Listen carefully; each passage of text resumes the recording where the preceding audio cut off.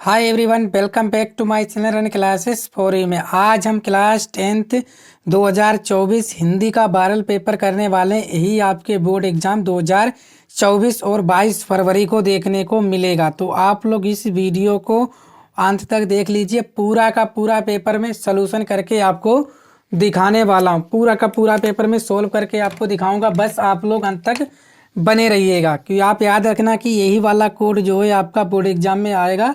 दो भी इसको आप याद रखना अच्छे से। यही का पूरा वायरल पेपर है, यही आपको देखने को मिलेगा 2024 हिंदी। और कब? 22 फरवरी को।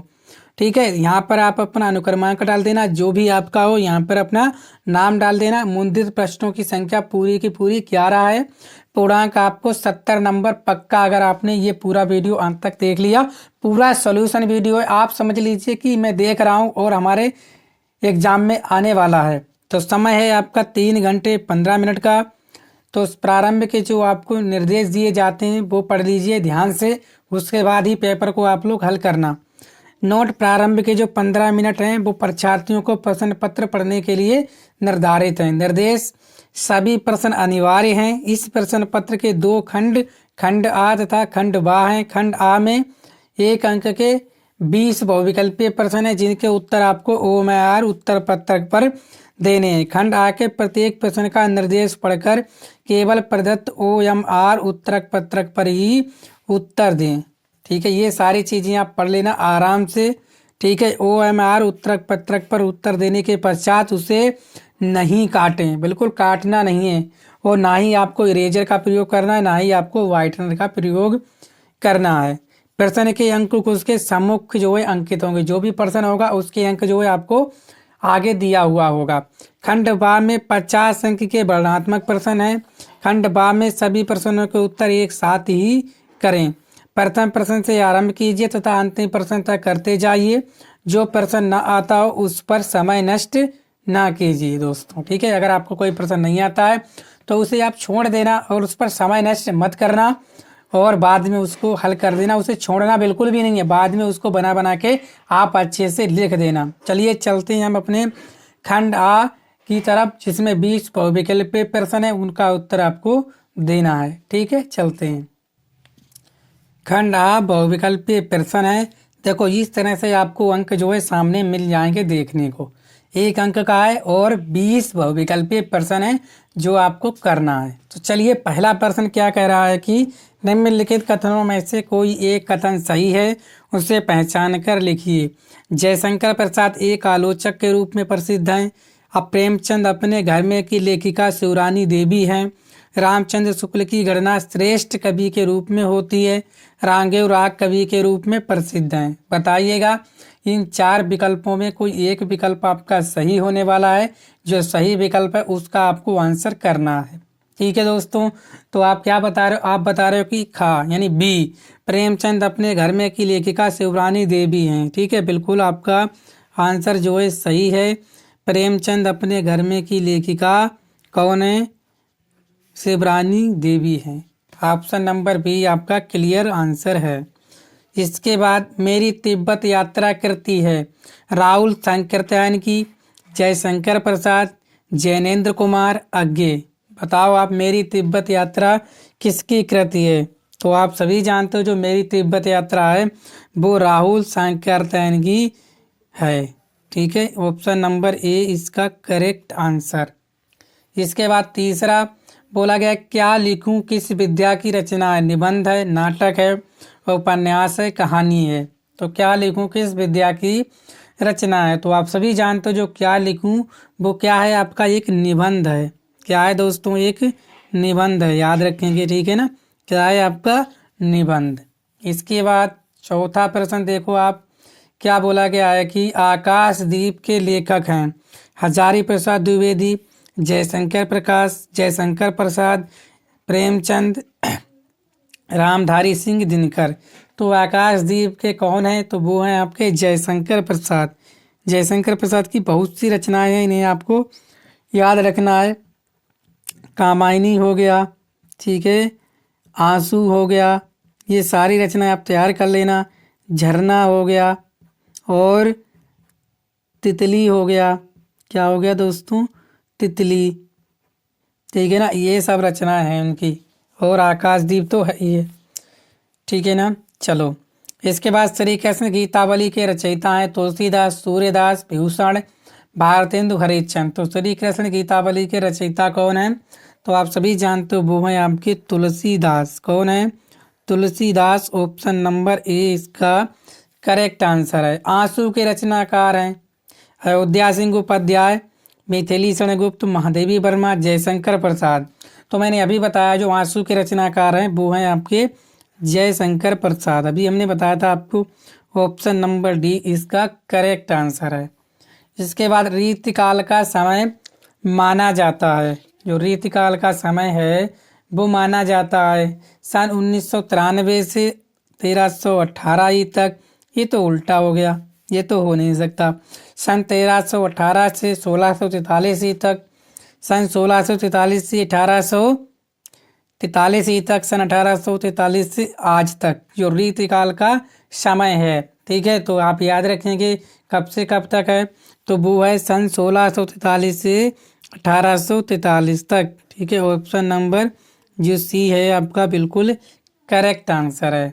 इसके बाद तार सप्तक का प्रकाशन वर्ष है, जो तार सप्तक है उसका प्रकाशन वर्ष कौन सा है? 1953 ई, 1943 ई, 1935 ई, 1929 ई, 1919। ठीक है, ये आपको बताना है। तो कब है प्रकाश तार सप्तक का प्रकाशन वर्ष? ठीक है, तो याद रखेंगे, तो वो है आपका 1943। Option number B correct answer है। ऑप्शन नंबर बी कब है? 1943। भक्ति काल की रचना है साकेत, विनय पत्रिका, लहर, प्रेम माधुरी। तो भक्ति काल की रचना है वो आपको बतानी है, तो याद रखेंगे कौन सी है आपकी? विनय पत्रिका। भक्ति काल की रचना है आपकी Vinay Patrika. Option number B. प्रेम तरंग के रचनाकार है नागार्जुन, अज्ञेय, घनानंद, भारतेंदु, हरिश्चंद्र। तो प्रेम तरंग के कौन रचनाकार हैं? तो वो हैं आपके Bharatendu Harishchandra. Option number D बिल्कुल करेक्ट आंसर है, भारतेंदु हरिश्चंद्र। इसके बाद 11वां, पीपर पात सरिसमन डोला में कौन सा अलंकार है? उपमा, रूपक, उत्प्रेक्षा, श्लेष। तो पीपर पात सरिसमन डोला में तो आपने बता दिया सही आंसर है कौन सा? उपमा अलंकार है। कौन सा है आपका? उपमा अलंकार। Option number A. इसके बाद रोला के प्रत्येक चरण में कितनी मात्राएं होती हैं? 16, 20, 24, 28। तो रोला के प्रत्येक चरण में कितनी मात्राएं होती हैं? तो वो होती हैं आपकी कितनी? 24। कितनी होती हैं दोस्तों? 24। ऑप्शन नंबर सी इसका करेक्ट आंसर है। 13 अपार शब्द में प्रयुक्त उपसर्ग है आ, अन या उप। ठीक है, तो कैसे आप अपार लिखोगे? आप लिखोगे आ प्लस पार, तो क्या हो जाएगा आपका? अपार। जो आगे वाला होता है यही आपका उपसर्ग होता है। तो ऑप्शन नंबर बी आपका करेक्ट आंसर है। देखो ये एक नंबर लिखा है, सब प्रश्नों के आगे आपको लिखा हुआ मिल जाएगा। इसके बाद आपका क्या है? करुण रस का स्थायी भाव है। करुण रस, करुण रस का स्थायी भाव क्या है? क्रोध, क्रोध है, भयानक है, रति है या शोक है? तो करुण रस का जो स्थायी भाव है वो है आपका शोक। क्या है? शोक। ऑप्शन नंबर ए इसका राइट आंसर है। इसके बाद गंगा यमुना का समास विग्रह है। गंगा यमुना का क्या समास विग्रह है? गंगा और यमुना, गंगा यमुना, गंग प्लस यमुना, यमुना प्लस गंगा। तो ये तो उल्टा हो गया, ये तो ज्यों का त्यों हो गया, ये भी नहीं हो सकता। तो क्या हो जाएगा आपका? ऑप्शन नंबर ए गंगा और यमुना। ठीक है, इसके बाद पंछी का तत्सम रूप है पक्षी, पंछी, खग, बेग। तो जो पंछी का जो तत्सम है तो वो है आपका कौन सा? तो वो है आपका, ठीक है ना, देखो कौन सा होने वाला है, बताइए आप लोग कौन सा होगा आपका? पंछी का। ठीक है ना, तो बिल्कुल सही आंसर बताएंगे आप लोग क्या होने वाला है। इसका भी राइट आंसर होना चाहिए आप लोगों का। ठीक है ना, तो क्या हो जाएगा आपका? तो ये हो जाएगा आपका पक्षी। क्या हो जाएगा दोस्तों? पक्षी। वैसे ये थोड़ा गलत लिखा हुआ है, ऐसे होना चाहिए था। ठीक है दोस्तों, ये क्लियर। 17 क्रोध का पर्यायवाची है कुपित, प्रेम, ईर्ष्या, द्वेष। तो जो क्रोध का पर्यायवाची है वो है आपका कुपित। ठीक है, option number A correct answer है। उपसुमत की विभक्ति एवं वचन बताइए। षष्ठी बहुवचन, सप्तमी द्विवचन, पंचमी बहुवचन, चतुर्थी एक वचन। तो जो उपसुमत की विभक्ति है और वचन है वो है आपकी पंचमी और बहुवचन। क्या है? पंचमी और बहुवचन। Option number C correct answer है इसका। ठीक है दोस्तों। जानवर दौड़ते हैं, इस वाक्य में दौड़ते हैं क्या है? उद्देश्य, विधेय, सर्वनाम, विशेषण। तो आप याद रखेंगे जो जानवर दौड़ते हैं तो इसमें उद्देश्य तो है नहीं, ना तो सर्वनाम है, ना तो विधेय, तो क्या हो जाएगा? विशेषण। Option number D correct answer है आपका, विशेषण। सीता ने पत्र लिखा, इस वाक्य में किस प्रकार का वाक्य है? बताओ।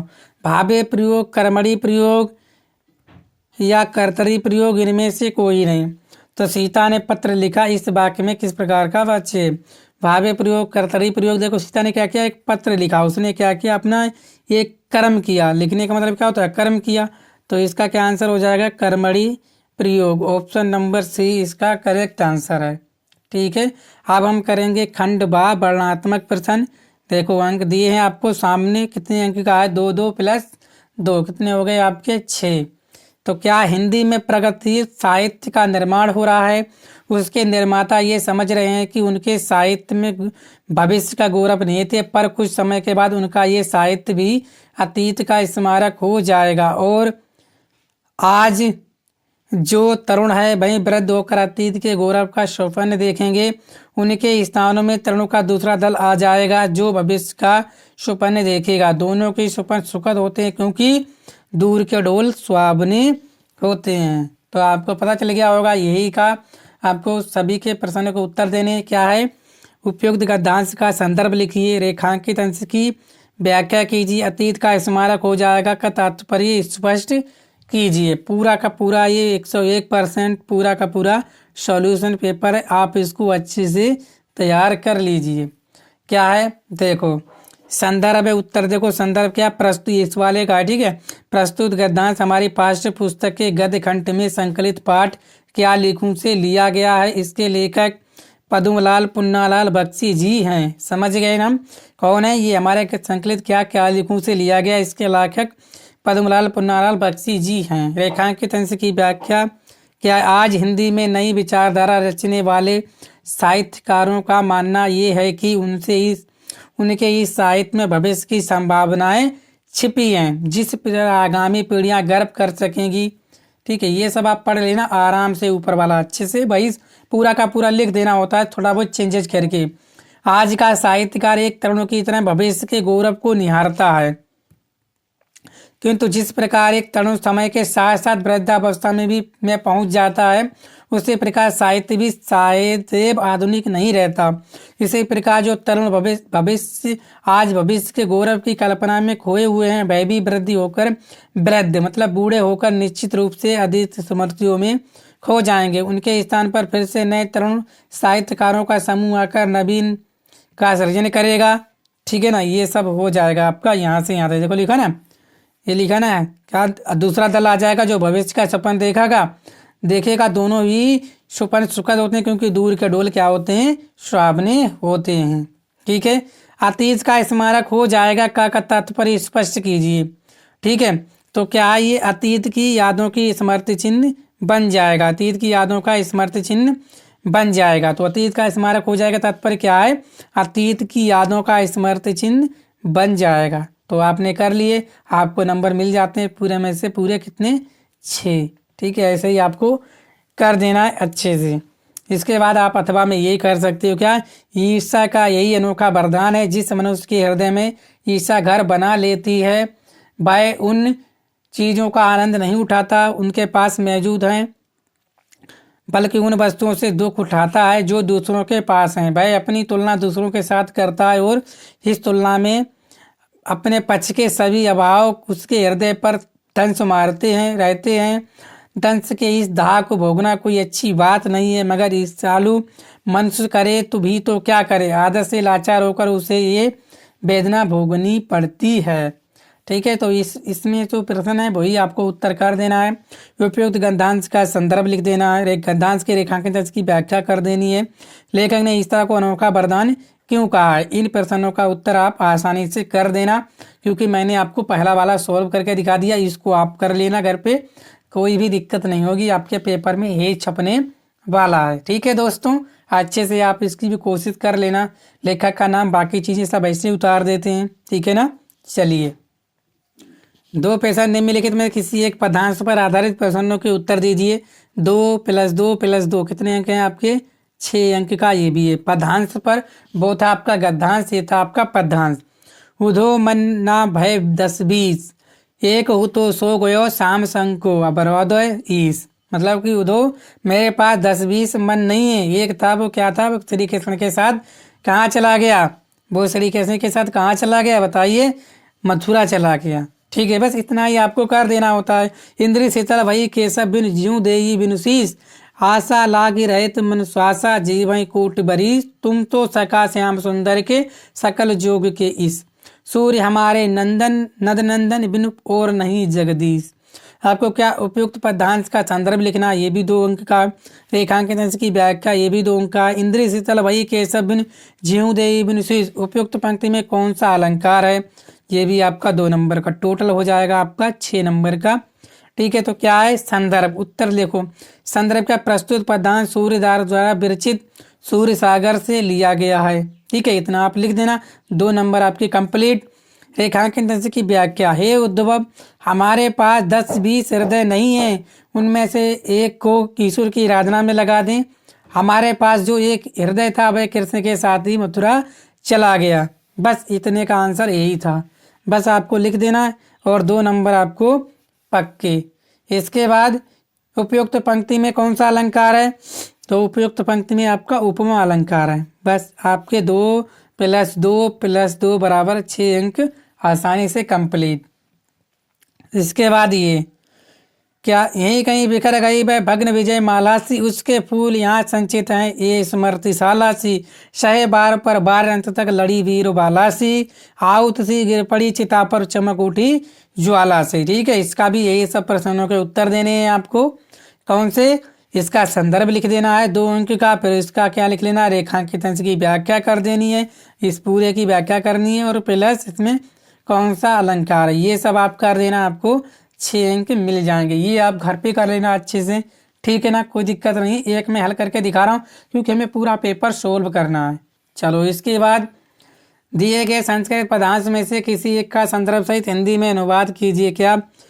वाराणसी सुप विख्याता प्राचीन नगरी इयं विमल स्थलिंग तड़ाग कूले स्थिता अस्या घटानाम बलयाकृति पंक्ति धबलाएं चंद्रिकाएं बहुराजते अगणिता पर्यटका सूर्यदेरंब देशांब नित्यमत्र आयांत अस्या घटानम च शोभा बिलोक इमा बहु प्रसन्नति। तो इसका गद्यांश का हमें क्या लिखना है? पहले संदर्भ लिख देना है, फिर उसके बाद हिंदी में अनुवाद कर देना। संदर्भ क्या है? तो प्रस्तुत संस्कृत गद्यांश हमारी पाठ्य पुस्तक के संस्कृत खंड में संकलित पाठ वाराणसी से है। कहाँ से है? आपके वाराणसी से है। बस इतना लिख देना है। हिंदी में अनुवाद। ठीक है, ये 5 नंबर का है। एक संदर्भ आपको 2 नंबर का और 3 नंबर का आपका हिंदी में अनुवाद। क्या है हिंदी में? वाराणसी अत्यधिक विख्यात प्राचीन नगरी है। ये स्वच्छ जल की तरंगों वाली गंगा के किनारे स्थित है। इसके घाटों की घुमावदार आकृति वाली पंक्ति श्वेत चांदनी में बहुत सुंदर लगती है। दूर दूर देशों से असंख्य पर्यटक यहाँ नित्य प्रति आते हैं और इसके घाटों की शोभा को देखकर बहुत ही प्रशंसा करते हैं। ठीक है, इस तरह से आप अच्छे से लिख देना, तैयार कर लेना, और मैं आपको इसकी PDF भी प्रोवाइड करा दूंगा। ठीक है, लिंक डिस्क्रिप्शन में डाल दूंगा मैं। अथवा मैं ये कर सकते हो, मानव जीवन संस्करण संस्कृता अस्माकं पूर्वजा मानव जीवनम संस्कृत महांत कुर्वन् ते अस्माकं संस्करणायान आचरणां विचारां चादर्शं तत्सर्वं अस्माकं संस्कृत। ठीक है, आप ये कर देना अच्छे से। ठीक है ना, कोई दिक्कत नहीं है। इसका संदर्भ लिख देना है और हिंदी में अनुवाद कर देना है। आपको 2 + 3 = 5 अंक मिल जाएंगे। ठीक है दोस्तों, इसके बाद नीचे दिए गए पदांशों में से किसी एक पदांश का संदर्भ सहित हिंदी में अनुवाद कीजिए। ये भी आपका 5 ही नंबर का है। क्या है? किश्चित गुरुतरा भूमि किसी वजित्रम चाखात, किस्म शीघ्रतम बातात, किस्म बहुत्रम तृणात। माता गुरुतरा भूम्य खात पितोच्चैस्त्रा, मनम शीघ्रतम बातात, चिंता बहुतरी तृणात। बताओ क्या है इसमें, आपको संदर्भ बताना है और हिंदी में अनुवाद। संदर्भ देखो क्या है, प्रस्तुत श्लोक हमारी पाठ्य पुस्तक के संस्कृत खंड के जीवन सूत्राणी नामक पाठ से लिया गया है। कहाँ से? जीवन सूत्राणु नामक सूत्राणी जो पाठ है उससे लिया गया है। इसका जो हिंदी में अनुवाद देखो क्या है, क्या है यहाँ पर यच द्वारा पूछे गए प्रश्न और दूसरे द्वारा दिए गए उत्तर संग्रहित हैं। हिंदी अनुवाद, यच भूमि से भी भारी क्या है, आकाश से भी ऊंचा क्या है, वायु से भी शीघ्रगामी क्या है, तिनकों से भी अधिक असंख्य क्या है। तो माता, युधिष्ठिर कहते हैं कि माता भूमि से भारी है, पिता आकाश से भी ऊंचा है, मन वायु से भी शीघ्रगामी है, चिंता तिनकों से भी अधिक दुर्बल मानने वाली है। ठीक है, इस तरह से पूरा का पूरा हो गया। अथवा में आप ये कर सकते हो, आप दो दूरगामी चा नाचा पंडिता, अमुखा स्पुष्ट भक्ता, चायो जनाति सा पंडिता। आप ये वाला कर देना। ठीक है, आप इसको दोहरा लेना, घर पे प्रैक्टिस कर लेना, क्योंकि हमें पूरा पेपर करना है तो मैंने एक कर दिया। पांचवा, अपने पठित खंड काव्य के आधार पर निम्नलिखित प्रश्नों के ये उत्तर दीजिए। क्या है? मातृभूमि के खंड काव्य के नायक चंद्रशेखर का चरित्र चित्रण 3 अंक का पूछा जाएगा। मातृभूमि के खंड काव्य के तृतीय सर्ग बलिदान की कथा वस्तु संक्षेप में लिखिए। ठीक है, किसी एक का देना है, चाहे आप इसका दे देना चाहे इसका दे देना। ठीक है, किसी एक खंड का उत्तर देना था। ये मातृभूमि वाला पूरा का पूरा है। इसके बाद आपकी जो भी है, ठीक है, जो आपके ज़िले में, मेरे शाहजहांपुर ज़िले में यही आ रहा है तो मैं यही बता रहा हूँ, और आपके ज़िले में जो आ रहा हो उसको तैयार कर लेना। छठा, दिए गए लेखकों में से किसी एक लेखक का जीवन परिचय, उनकी प्रमुख रचनाओं का उल्लेख कीजिए। कितने नंबर का है? 5 नंबर का। जीवन परिचय 3 नंबर का, 2 नंबर की रचना है। ठीक है, क्या? आचार्य रामचंद्र शुक्ल, जयशंकर प्रसाद, डॉक्टर राजेंद्र प्रसाद। खा, ये कर देना। इन तीनों में से कोई एक जीवन परिचय आप अच्छे से तैयार कर लेना। इसके बाद कवियों में से किसी एक का जीवन परिचय देते हुए उनकी प्रमुख रचनाओं का उल्लेख कीजिए। ये भी आपका 5 नंबर का आएगा। गोस्वामी तुलसीदास, माधवी वर्मा, सुमित्रानंद पंत, बिहारी। ठीक है, ये इसमें से आप तैयार कर लेना कोई सा भी। ठीक है, तुलसीदास, देवी वर्मा, सुमित्रानंद पंत और बिहारी, इन सभी का आप जीवन परिचय लिख देना अच्छे से। ठीक है, 7वां, अपनी पाठ्य पुस्तक में कंसठ से कोई एक श्लोक लिखिए जो इस प्रश्न पत्र में ना आया हो। 2 अंक का है। ठीक है, श्लोक लिख देना 4 अंक का, जो इस प्रश्न पत्र में ना आया हो। आप लिख सकते हो आसानी से। ठीक है, और 2 नंबर आपके पक्के। निम्नलिखित में से किन्हीं 2 प्रश्नों के उत्तर संस्कृत में दीजिए। वाराणसी कस्या भाषाया केंद्रम अस्ति। ठीक है, ये वाला प्रश्न। वीर केन पूछ, हमें देखो 2 प्रश्नों के उत्तर देने हैं, 2 के मैं दे रहा हूँ और 2 के आप घर पे तैयार कर लेना। पूरे 4 तैयार हो जाएंगे और इन्हीं में से आपके बोर्ड एग्जाम 22 फरवरी को देखने को मिलेगा। वीर केन पूछते, तो वीर वीरेण, बस ये लिख देना, वीरेण पूजते, बस ये आंसर हो गया आपका। पदेन बिना किम दूरम आती, पदेन बिना पत्रम, बस हमने 2 आंसर कर दिए। और ये वाला आंसर आप देख लेना घर पे अच्छे से। ठीक है, चलो। नमा निम्नलिखित में किन्हीं में से किसी एक विषय पर निबंध लिखिए। 9 अंक का है। मेरी प्रिय पुस्तक, पर्यावरण प्रदूषण कारण व निवारण, स्वदेश प्रेम, मानव जीवन और विज्ञान, विज्ञान और मानव जीवन, इनमें से किसी एक पर लिख दीजिए। 9 अंक आपको मिल जाएंगे पूरे के पूरे, आप अच्छे से लिख देना। तो बस यही था, पूरा का पूरा वायरल पेपर मैंने करा दिया है। पूरा का पूरा 100% मैंने पूरा फुल सॉल्यूशन करके आपको दिखाया है। तो आप लोग वीडियो को शेयर कर दीजिए अपने दोस्तों के साथ, और चैनल पर पहली बार आए हो तो चैनल को सब्सक्राइब भी कर लीजिएगा। मिलते हैं नेक्स्ट वीडियो में। Thank you.